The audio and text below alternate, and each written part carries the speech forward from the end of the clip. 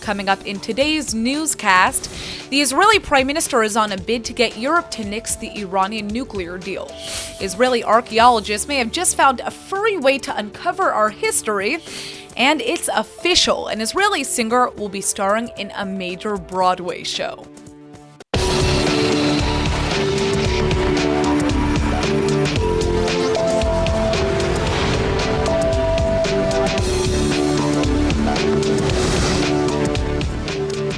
It's been just 24 hours since Argentina called off its friendly soccer match in Israel, and the accusations are already flying. What's clear is that the decision to move the game from Haifa to Jerusalem sparked the controversy that ultimately led Argentina to cancel. But for now, what isn't clear yet is who exactly demanded the move in the first place.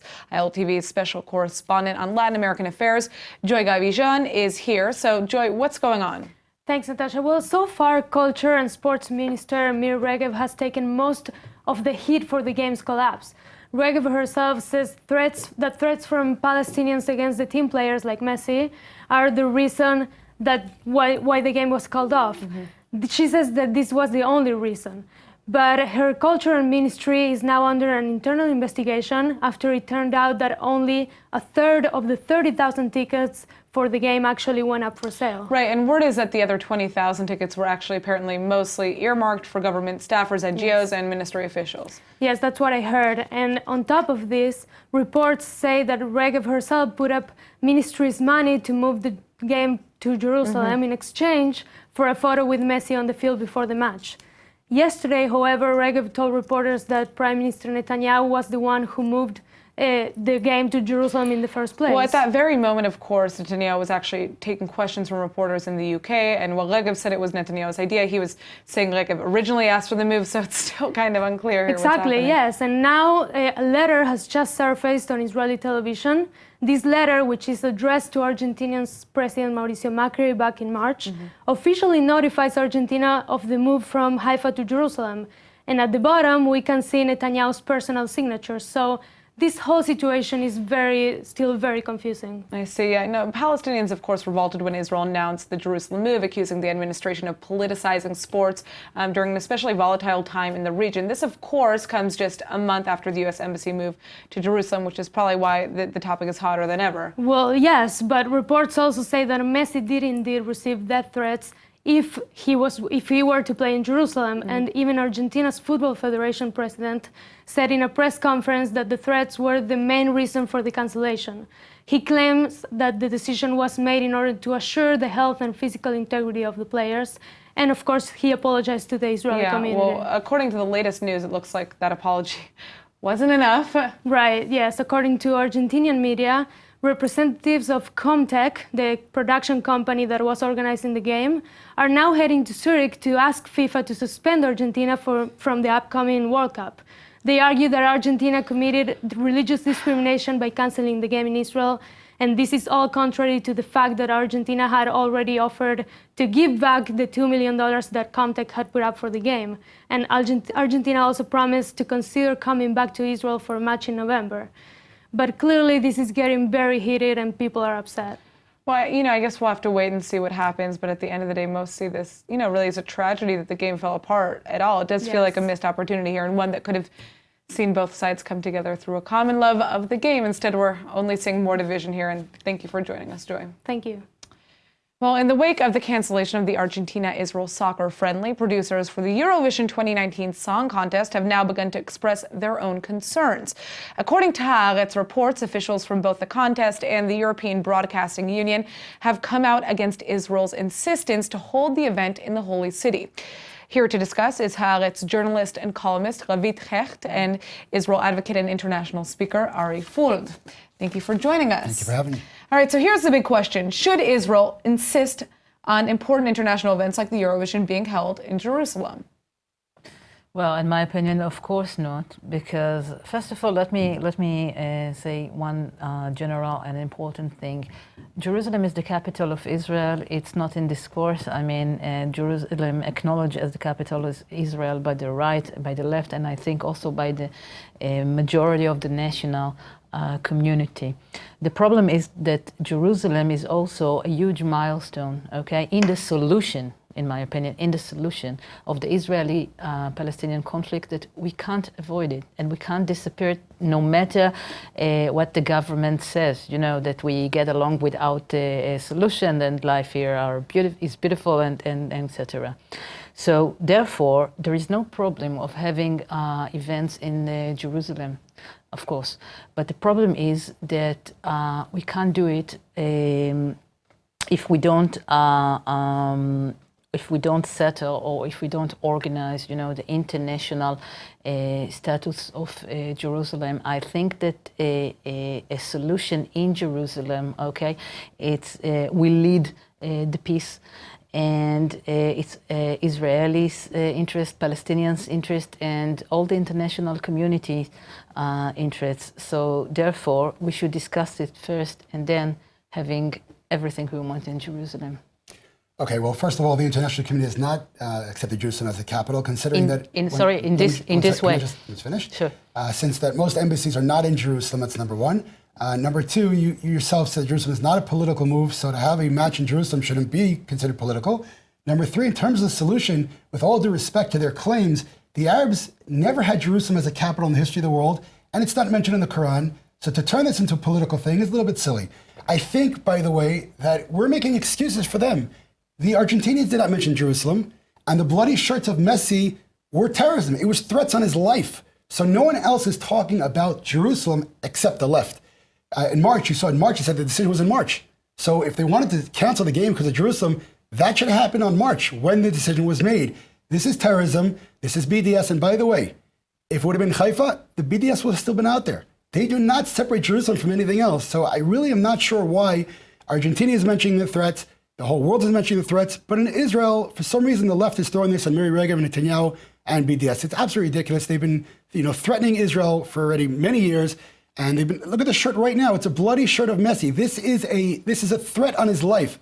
This is not about Jerusalem. And I sincerely think that some people's moral compass are missing when you're threatening on his life. And we're talking about Jerusalem, Miri Regev. We're talking about major international events, like the Eurovision. Is it ultimately better for Israel to host these events in a place like Jerusalem when you're seeing this kind of international reaction?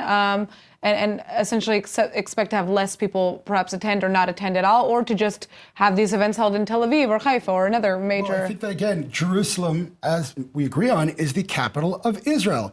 So if we're going to bend to international pressure and say, well, we won't do it in Jerusalem because you're threatening us, that is the beginning to the end. It's time to stop apologizing. Jerusalem in 3,000 years, enough already. I think, first of all, that we should be careful when we're using the word terrorism. I mean, this is not a terrorism. This is a protest. It can be a ugly protest, but it's not terror. It's not terror. Terror is something that, some people died in They threatened his life. Okay, but he was threatened also in other places, and still, and also. That's instilling fear. Let me finish. I listened very carefully when you. I think that the whole embarrassment that you've been talking about indicates that it's not only the threatening issue. We can see. I mean, it's quite obviously also the Prime Minister. The Prime Minister himself. He doesn't defend Miri Regev passionately like he can. I mean, he also tries to avoid this conflict because this is a political issue. What's the political issue? It is a political issue. Jerusalem is still a political issue, and we should fix it. And after fixing it, okay, and acknowledging that part of Jerusalem, Jerusalem is still divided. It's now divided. Okay, there are neighborhoods who are Arab neighborhoods. Okay, that Israeli police officers and Israeli citizens Jews don't come in, and also the Arab there. You can laugh, but the people there. It's sad. It's dangerous because of terrorism. Let me finish a sentence, please.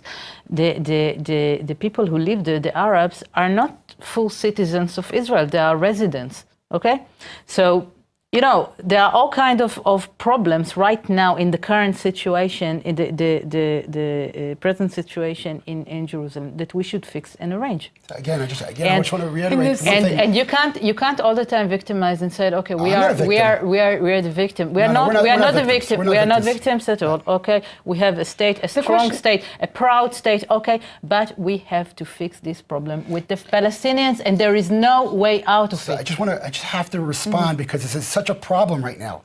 The Arabs have zero historical, religious, or national claim on Jerusalem. But they do live here. You can't disappear it. I mean, I can bring you the Bible, and you can. I didn't bring the Bible. I said history.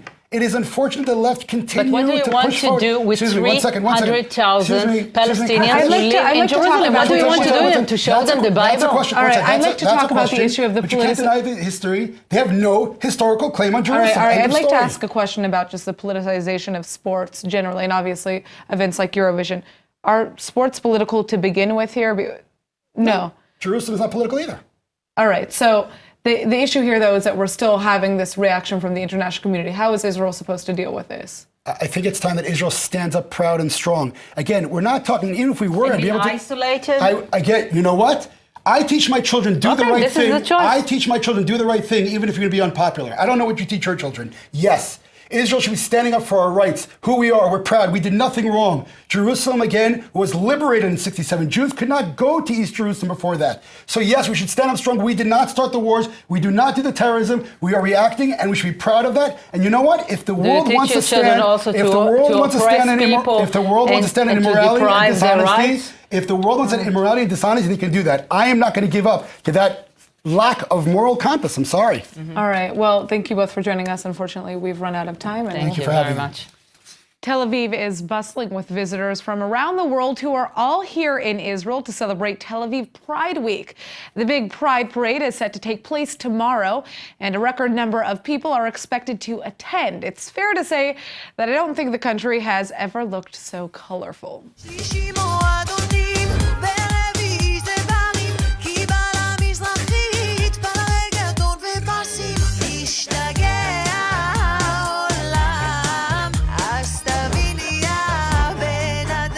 That's a look at last year's Pride Parade. Pretty impressive, right? Well, this year's event is expected to be even bigger and better. Hundreds of thousands of people from around the world will be marching down the Tel Aviv Promenade tomorrow to celebrate this year's theme, The Community Makes History. The special theme is actually meant to acknowledge 3 historical milestones for Israel: 10 years since the founding of the Gay Center in Tel Aviv, 20 years since Tel Aviv's first Pride Parade, and of course, 70 years of Israeli independence. Talk about a cause for celebration. American TV personality Andy Cohen will be serving as the Tel Aviv Pride International Ambassador this year. And Israeli Eurovision winner Netta Barzilai is also making yet another big debut at the famous beach party that takes place every year at the end of the parade route. Last year, more than 200,000 people from around the world attended the big event, and about 30,000 of them are estimated to have come in from overseas. But even if the parade is tomorrow, the parties have already begun. If you have the chance to walk outside today, all you'll see is rainbow. And let me tell you, it looks good. All right, Prime Minister Netanyahu has just finished the final leg of his European tour in the United Kingdom, where he just met with British Prime Minister Theresa May. Though May acknowledges that she and Netanyahu have different opinions when it comes to the nuclear deal with Iran, the two leaders have recognized the overall threat that Iran poses in the region.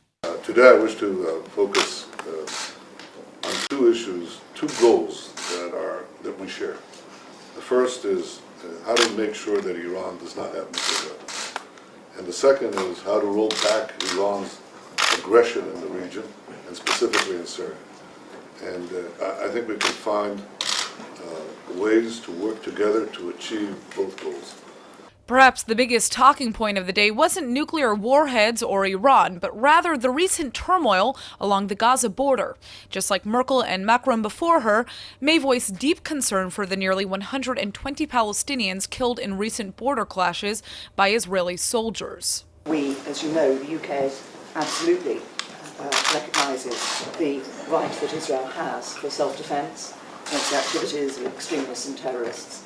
but with 100 Palestinian lives lost and a deteriorating situation in Gaza, I hope we can talk about how we can alleviate that situation, how we can ensure that we can get that position where we're able to find a way through to talk about a two-state solution.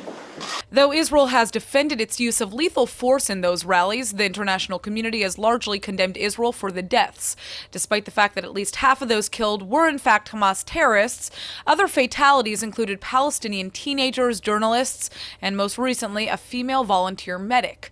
Israel, however, has repeatedly denied any wrongdoing in any of these incidents. Now, as for the nuclear deal, the British Prime Minister says the UK remains committed to the deal with Iran so long as Iran holds up its end of the bargain. But now that US President Donald Trump has withdrawn America from the deal, the entire agreement is in jeopardy anyhow, and gives Iran leverage to renegotiate more favorable terms.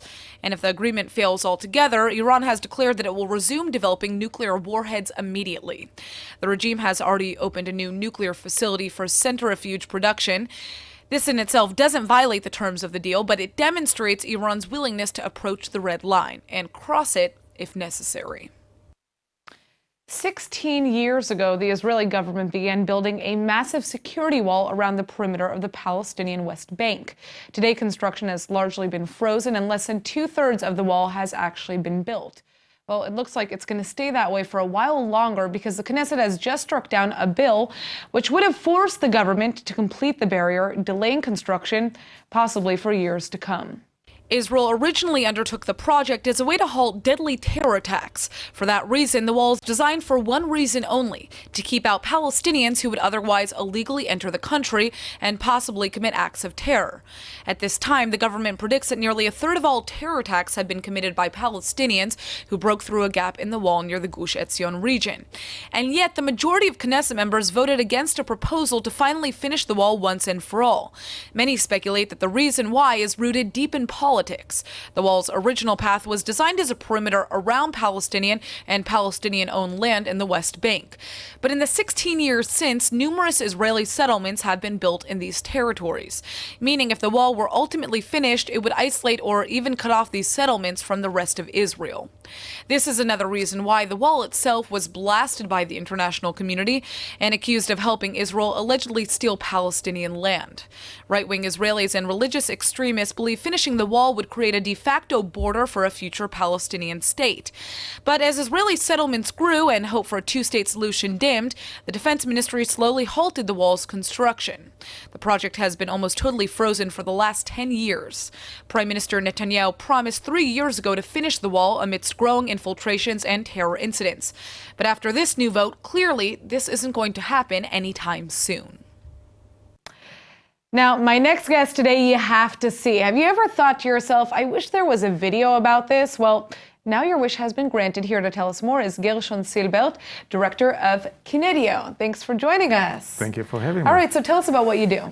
Well, at this point, we are focusing on this large data of Wikipedia, which almost everybody goes there almost regularly, daily.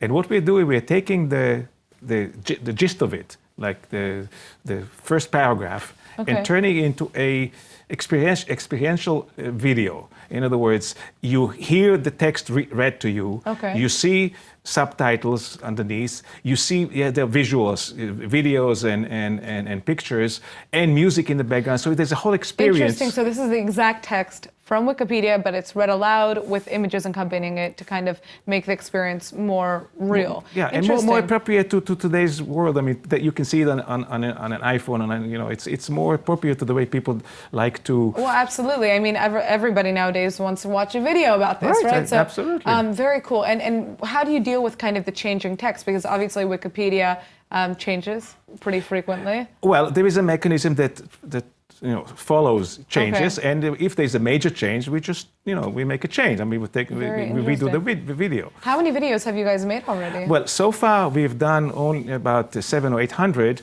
but the idea is to actually go to, if possible, the whole Wikipedia. We're talking about hundreds of thousands of videos, and that's basically what. And is obviously Wikipedia? They're not paying for this, or are they? This is no. Wikipedia is free, Yeah, of course, free it's for free, all. so you have to give And of course, donations, ours yeah. is free also. I mean, in other words, anybody would be able to go see our videos. In terms of our income model, it's based on providing a safe environment for advertisers that could actually inject, all kinds of ads while Well, this thing is absolutely, running. because I mean, it's a lot easier to target the audience when you know what they're reading, right? Right. Interesting. Well, this is amazing. Thank you so much for joining us and telling us about this very, very, very cool platform. I'm going to check it out. Thank you. Every day, 43 children are diagnosed with cancer, and 12% of them don't survive. It looks like a new Israeli medical breakthrough, though, may be able to help prevent this devastating reality. A new study using nanotechnology to fight cancer in infants has just been shown to slow tumor growth and prolong life expectancy in cancer-ridden lab mice by 42%. This could very well be the breakthrough the world's been waiting for. Treating cancer in infants is an extremely difficult task, complicated by the child's still undeveloped systems. Drug companies are also reluctant to develop treatments specifically for children because the age gap is so narrow, and because human trials are often impossible. Well, never fear, Israeli innovation is on the way.